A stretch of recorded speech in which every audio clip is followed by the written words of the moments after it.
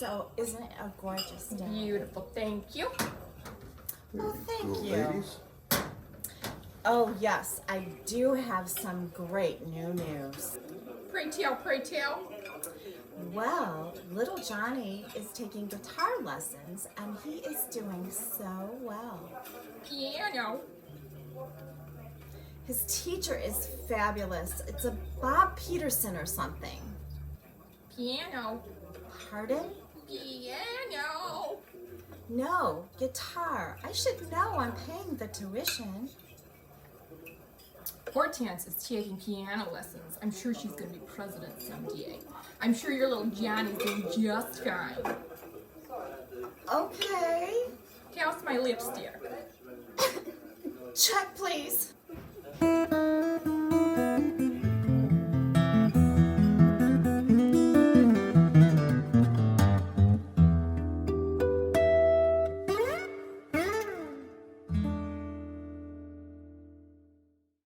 Now, exactly what do I mean by all of this? Well, do you remember this? Now, before I go, I want to apologize to you. I'm sorry if you're angry with me or upset that I'm using the piano as an example in a guitar music instruction video. Let's take a look at my very first musical instruction book for guitar.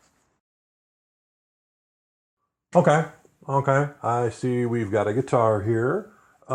We've got some tuners. I would imagine that that would tune it up so that it sounds really good. And we've got a pick here. I imagine that would be like a plectrum that we would apply forcibly to the guitar to produce sound waves. Okay, I'm with you so far. Let's turn the page. Whoa, please excuse my dear Aunt Sally. We got parentheses here and indecision, multiplication, and addition. I'm going to need a hand with this one. Whoa. That's a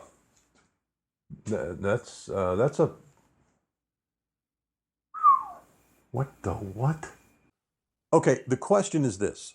Why do guitar instructional books from time to time refer to the piano keyboard? And why did I refer to the piano keyboard in my guitar instructional video about how to read music as it relates to the neck of the guitar? Well, the answer to that is very easy. Remember, there are only 7 letters in music, A through G, on and on into infinity, or until, in this case, we run out of keyboard. And the keyboard really maps that out quite nicely. It's a very linear fashion and it's very straightforward. Now, how about the neck of the guitar? Not so much. As we discussed in episode number 7, notes and pitches are nothing more than vibrations and certain types of frequencies. Now, if you were to pluck a guitar string, the string starts to vibrate and you produce a musical note. Blow into a saxophone and there's a reed inside that starts vibrating and then you get musical notes and pitches. A trumpet, blow into that and your lips vibrate, causing musical notes and pitches. And a flute, if you were to blow into a flute, it causes turbulence on the inside of the flute, which causes it to vibrate, and now we get our notes and our different pitches. However, to change the notes and pitches in these instruments is not as straightforward. For example, take the guitar. If I were to pluck the number 1 string, and that's the skinniest string on the guitar, I produce a musical tone. Now that string vibrates freely from this white nut down to this white bridge. And let's say that if I pluck this, it vibrates 1,000 times per second. Now, if I were to press it at the 1st fret, I have activated the 1st fret and I have in essence shortened the string. It's now vibrating from the 1st fret to the bridge and it will vibrate faster. Let's say it's 1,100 times per second. If I activate the 2nd fret, 1,200 times per second. The 3rd fret, 1,300, 1,400, 1,500, until I run out of guitar neck. Now, those are not the exact frequencies, but the principle is exactly the same. The shorter the string, the faster it starts to vibrate. Now, for example, with a flute, you open and close certain combinations of holes, causing the vibrations to go faster and slower, changing the pitches. On both a saxophone and a trumpet, you'll close the holes, but they use valves in order to do that instead of the flesh of your fingers. And on many wind instruments, if you blow twice as hard, you cause it to vibrate twice as fast, which gets you your next octave of A through G.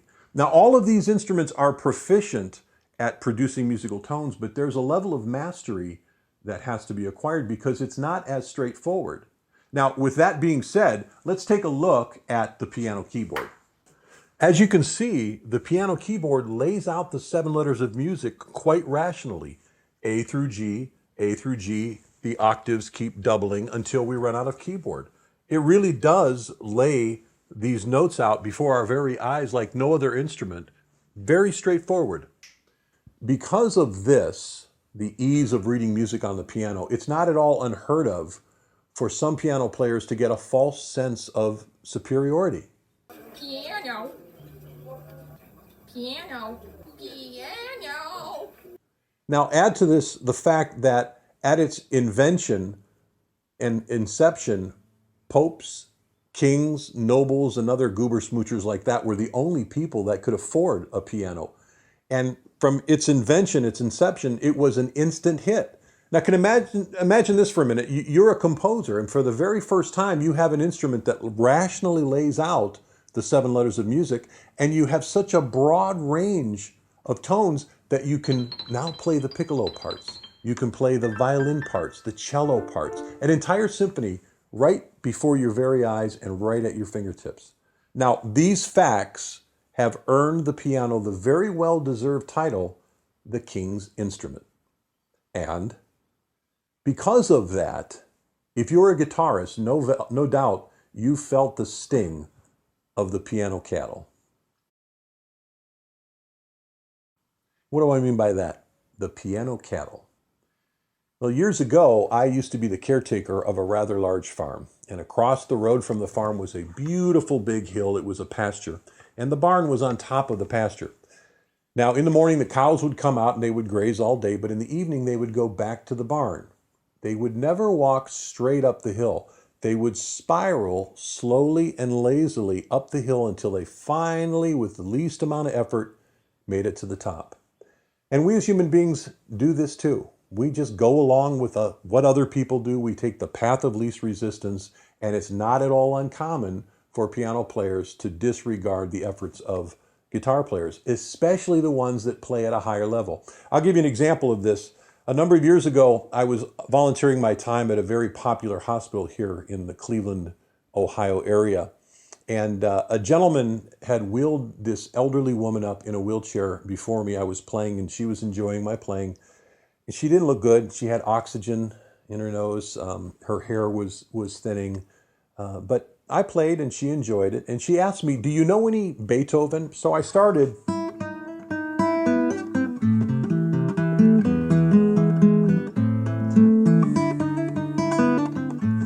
playing for release for her.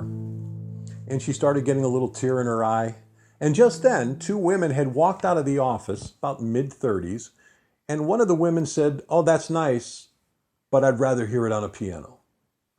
And we overheard the other woman say, "Why would you do that? He's playing so beautifully, volunteering his time for the hospital, and you have to say something like that." And the elderly woman just looked at me with a tear in her eye and she shook her head.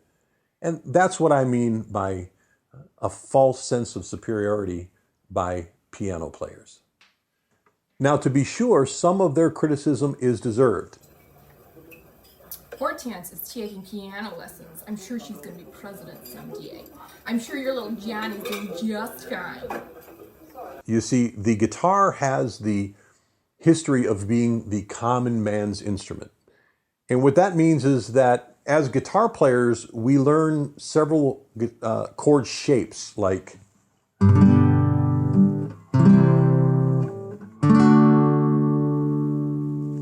it looks like this.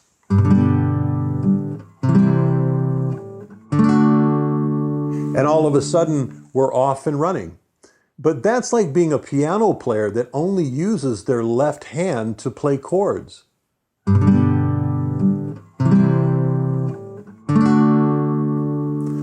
right hand, no melody movement. But you see, the guitar is capable of being played like the piano, where we play the melody.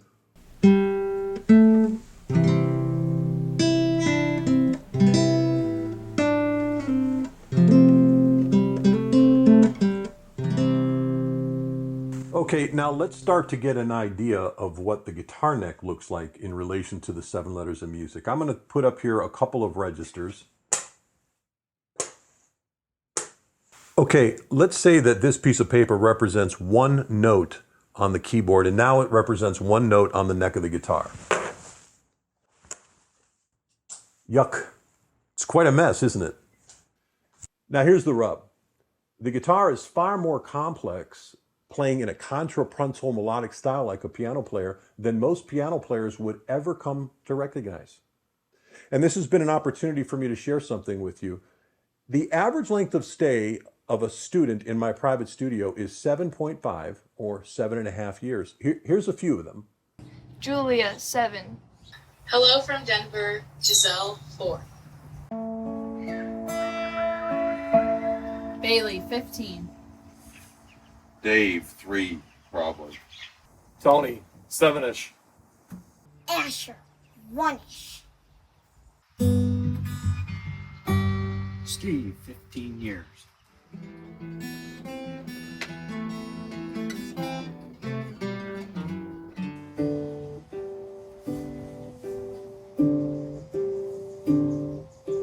Ace, too long. With your other sock. Now, it may surprise you to know that the student that stays with me the shortest period of time are people with prior piano experience. Why is that?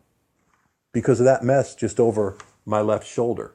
Now, this episode has afforded me 2 opportunities. Number 1, I filmed it just to let people know that from time to time, because the piano is so rational, I'm going to use it to assist you in reading music as it relates to the neck of the guitar. And the second reason is those people that have prior piano experience, I can use this video to let them know exactly what's in store for them. So if you're playing the guitar at a high level reading music, kudos to you. A tip of the hat. Sadly, I've read information that say that only about 5% of guitar players know how to read music as it relates to the neck of the guitar. And I've read articles that say only 1%. And I do believe in my personal experience that that's being generous. Now, I do know how to play music on the neck of the guitar, you may say, but I'm not talking about playing one note at a time like a flute player or a saxophone player. I'm talking about playing in that contrapuntal melodic way where you're playing harmony, melody, and bass all at the same time, just like a piano player. Now, fear not, it can be done. I'm here. I'm with you on this particular journey. So, if you're a piano playing guitar shamer, think twice. Why? Because when you think you're coming off like this, Hortense is taking piano lessons. I'm sure she's going to be president someday. you're actually coming off like this. How's my lips, dear?